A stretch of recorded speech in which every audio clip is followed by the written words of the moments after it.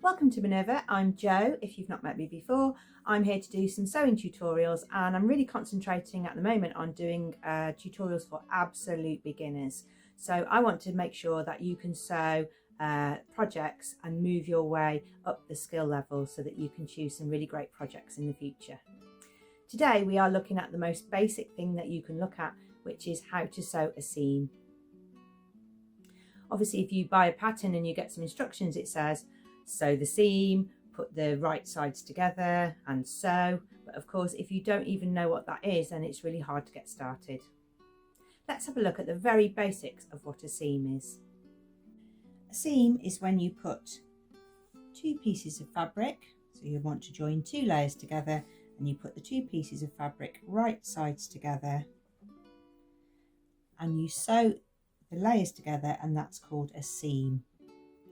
When you open the fabric out, you'll have your two layers joined together, but you won't see the stitches because they'll be on the inside, on the wrong side of the fabric. You might need to sew a curve, and I'll show you how to sew a seam on a curve. And you also might need to sew a seam that's got some corners on, so it won't always be a straight seam. A seam is sewn with a straight stitch, and whether you've got a dial machine and you've got a couple of choices of stitch length, or whether you've got a digital machine and you can choose different places that you sew or different widths and lengths. So you need to find out from your sewing machine manual which is your stitch length and which is your stitch width. So the stitch length is how far apart they are when they're going down the seam, and the stitch width is how wide they are, but that's normally used when you've got a zigzag. When you're sewing a straight seam, you're mostly looking for stitch length. Make sure your tail threads are at the back of your machine and they're pulling freely. If they're pulling freely, you can sew freely. Make sure you haven't got any thread wrapped around your needle. And you're going to put your two pieces of fabric together, right sides together, and when you see that on a pattern, it's sometimes abbreviated to RST, right sides together. You're going to match up the raw edges, which is why cutting out accurately is really helpful, and you're going to take a seam. What's left over from the seam to the raw edge is called the seam allowance, and it's different on different patterns. If you're just making some simple craft projects or some simple learn to sew projects, then you probably want to try and learn to do a 1.5 seam allowance. That's 5/8 of an inch or 1.5 centimeters, because that's most common on most patterns. It does change in different places, but as you get better, you'll learn that.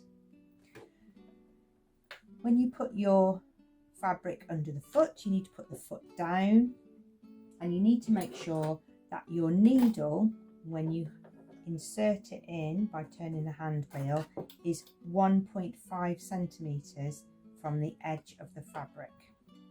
Mine's not. Move over, and I'm using a seam gauge, and it's really helpful because it's not a long tape measure that's getting in my way. It's a nice little handy tool. You could use a tape measure because most tape measures, not all, but most tape measures are 1.5 in width. Isn't that handy? So what you can do, if you were wanting to practice getting your seam allowances correct, is to put a tape measure on and mark it on with a pen. My seam gauge happens to be 1.5 wide as well. So you can mark on the fabric. Another way you can check is on your foot plate. There's lots of lines and grids and measurements, and those are 1.5. So if the raw edge of your fabric is touching the 5/8 one, then you'll be getting a 5/8 seam allowance. So you can use a tape measure, seam gauge, foot plate. If you're learning and it's hard to keep an eye on everything all at once, you can put a little bit of tape, some masking tape or some washi tape on your foot plate so that it's really obvious where you're running your raw edge of your fabric along the edge of the tape. That's quite helpful. or you can get a seam gauge, which is a really strong magnet, and that fits on the foot plate. Let's take the tape off, and the magnet sticks to the foot plate, and it's got like a curved bar edge on it here, and you can run the fabric up against the raw edge against the side of the magnet. Let's think about how we're going to start sewing the seam.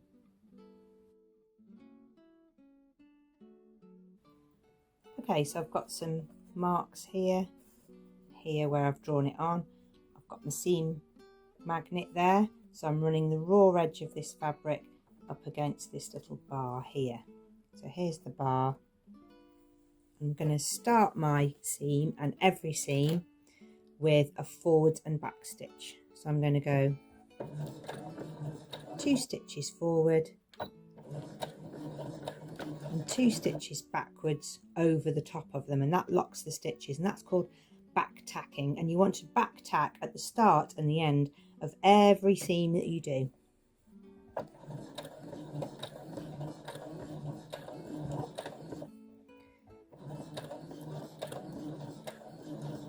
Then you can feed your fabric through, you don't need to push it through, the machine's taking it through. And here's one of my marks, look, my first one.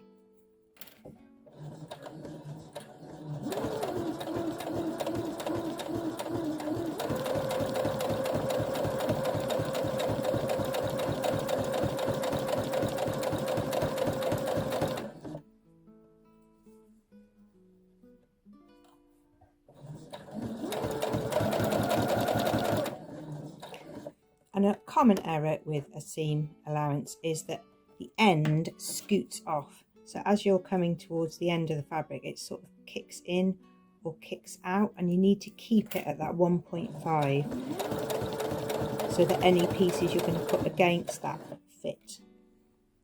Don't come right off the fabric, otherwise it will chew it up when you want to go back. So now you can go back to do your back tack.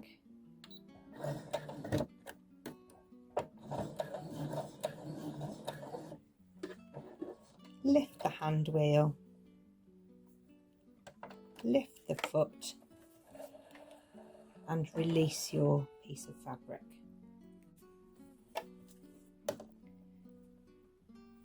So here's your seam. It's got a back tack at the beginning here that stops it coming undone. It's a consistent width all the way along, and there's a back tack at the end. And that's how you sew a seam. If I want to sew a curved edge,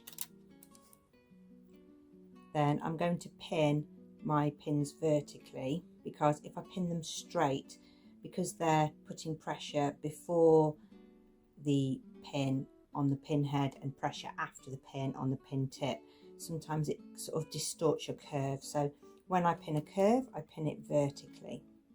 But of course, if I've got vertical pins, my magnet seam gauge is now in the way. So I'm going to take that off, and I'm going to use the markings on the foot plate to help me.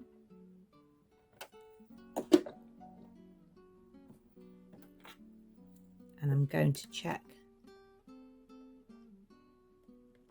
that I've got my 1.5. I'm a little bit over there this time, so I'm going to move a little bit across.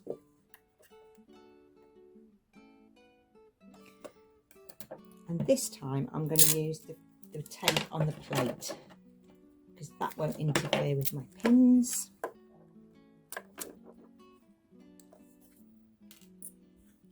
But I know that I can run my fabric along the edge of the tape.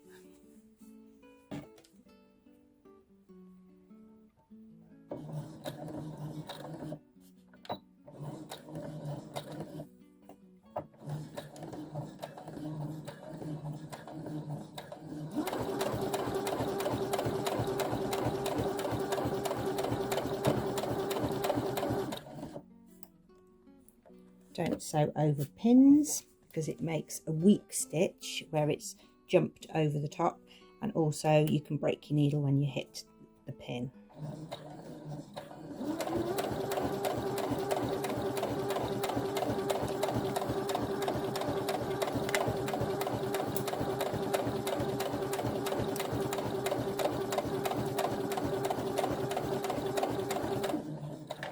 So the bit that I'm watching now is here, because there's the edge of the tape and there is my fabric coming to it. Obviously as the curve goes it's going over there, so I'm not watching over there, I'm watching here where it feeds in.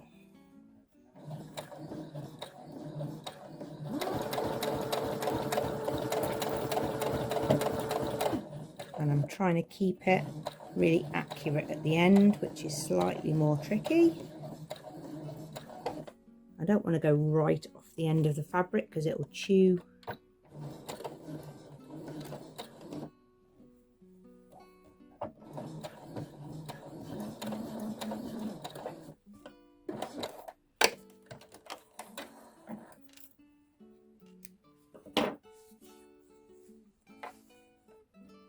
And here's my curved seam with an even seam allowance.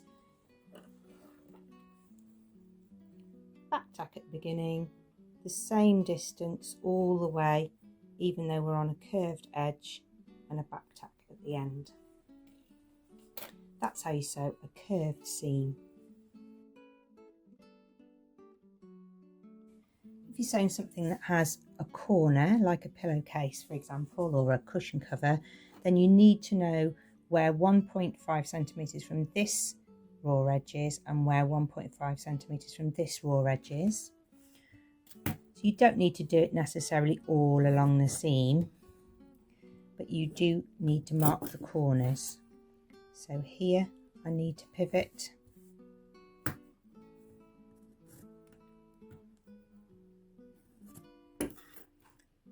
and here I need to pivot. So I've found all 4 corners, and on those corners I'm going to pivot the needle.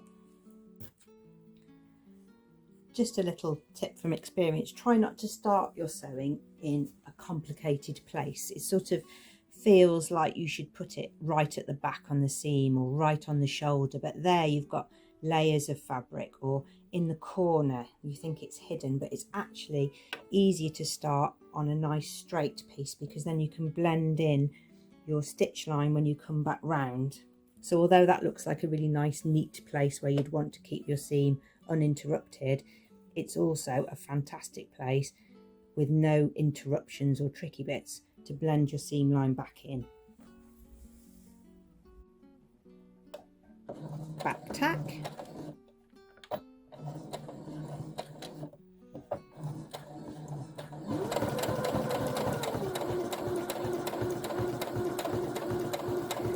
And when you get to the corner, if you feel like you don't quite know how you're going to get right on that spot, use your hand wheel to do that final stitch, because then you'll know whether you need 1 or 2 more without overstepping on your foot pedal.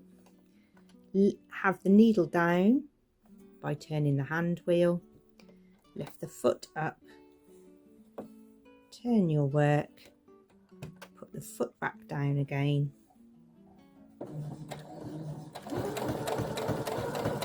and continue to sew. Get close to the corner point, be accurate with your hand wheel,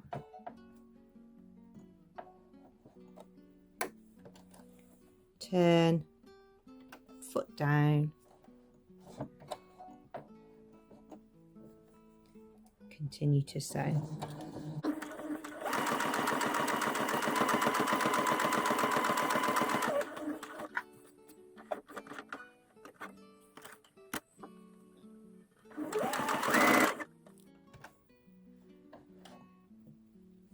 Now I wouldn't enclose this completely because I wouldn't be able to turn my fabric the right way out, but I just want to show, I would normally leave a space somewhere along here to turn it out, but I just want to show you how much easier it is start your sewing in a useful straight place rather than in a tricky place.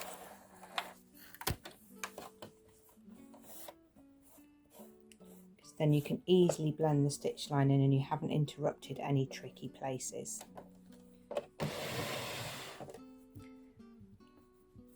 And that's how you make a seam on a corner.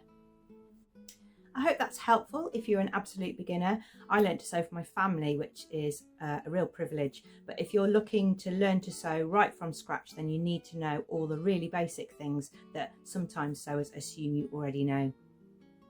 If you'd like to find out more about our Learn to Sew tutorials, then go to www.minerva.com.